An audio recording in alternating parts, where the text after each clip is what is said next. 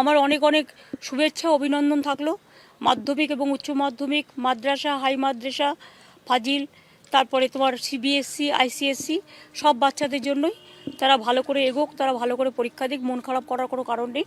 সব পরীক্ষা যে ভালো হবে তার কোনো মানে নেই। কোনো পরীক্ষা যদি খারাপ হয় কঠিন হয় আমাদের নিশ্চয়ই নলেজে আসলে আমরা সেরকম দেখে নেবো, কারণ আমি বাচ্চাদের অলওয়েজ ভালোবাসি।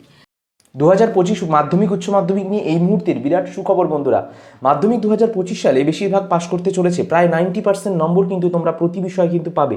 এবং মুখ্যমন্ত্রীর কি ঘোষণা রয়েছে এবং পর্ষদ সভাপতিদের অর্থাৎ মাধ্যমিক বোর্ডের সভাপতি ও উচ্চ মাধ্যমিক বোর্ড অর্থাৎ মধ্যশিক্ষা পর্ষদ ও উচ্চ মাধ্যমিক শিক্ষা পর্ষদ বোর্ডের শিক্ষা সংসদের কি বক্তব্য রয়েছে আজকের ভিডিওতে সম্পূর্ণ শোনাবো। এবং অ্যাডমিট কার্ড নিয়ে যে সমস্যাটা হয়েছিল তারও কিন্তু সলভেশন হয়ে গেছে এবং পরীক্ষা কিন্তু তোমাদের 10 তারিখ থেকেই হচ্ছে। আজকের ভিডিওতে অনেকগুলো বড় বড় আপডেট বা তথ্য রয়েছে, তার জন্য ভিডিওটা প্রথম থেকে শেষ অবধি মনোযোগ সহকারে দেখতে হবে। ভালো লাগলে অবশ্যই একটি লাইক করবে, চ্যানেলে প্রথম হলে চ্যানেলটিকে সাবস্ক্রাইব করে পাশে নোটিফিকেশন বেল আইকনে প্রেস করে অল অপশনে ক্লিক করে আমাদের এই পরিবারের সদস্য হয়ে যাবে।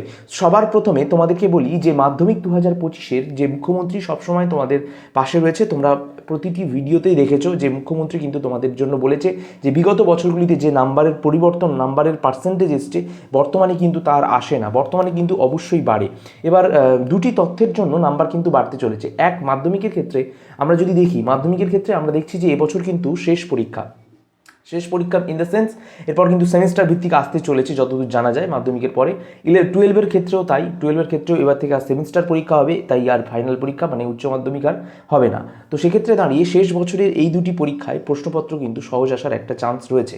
এবং এর পাশাপাশি আগের বছরে আমরা দেখেছিলাম যে তিনটি বিষয়ে অপ্রাসঙ্গিক অনেক প্রশ্ন এসেছিল, যে অপ্রাসঙ্গিক প্রশ্নগুলোর জন্য অনেক ছাত্রছাত্রীরা রয়েছে যারা একদম ন্যূনতম নাম্বার পেয়ে পাশ করে, যেমন 25, 30, 40, তারা কিন্তু ফেল করে গেছিলো। এবং পাশের পার্সেন্টেজ বাড়লেও কিছুটা পরিমাণ কমেছিল আগের বছর। কিন্তু এবছরে সেই প্রশ্নপত্রতে পরিবর্তন করানোর ফলে অর্থাৎ সরাসরি এখানে কিন্তু মুখ্যমন্ত্রী নির্দেশ দিয়ে দিয়েছে শিক্ষা দপ্তরকে, ব্রাত্য বসুকে শিক্ষামন্ত্রীকে নির্দেশ দিয়ে দিয়েছে।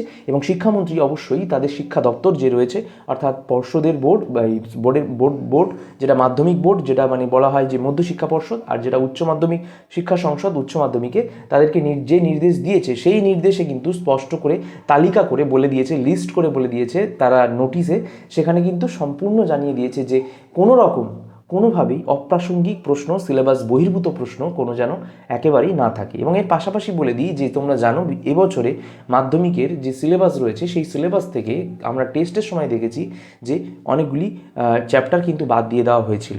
তো সেক্ষেত্রে দাঁড়িয়ে আমরা সবটা মানে পুরো স্কুল প্রস্তুতি করায়নি, তো মানে স্কুল পুরো কমপ্লিট করাতে পারিনি সিলেবাস। সেক্ষেত্রে দাঁড়িয়ে স্কুল তাই চাই মানে প্রত্যেকটা যারা কোশ্চেন করছে, টিচার্স অ্যাসোসিয়েশন যারা কোশ্চেন করছে, এই মাধ্যমিক মধ্যশিক্ষা পর্ষদ বোর্ড যারা কোশ্চেন করছে, তারা চাইছে একটু সহজ পদ্ধতিতে ছাত্রছাত্রীদের সামনে যেন তারা তুলে ধরতে পারে।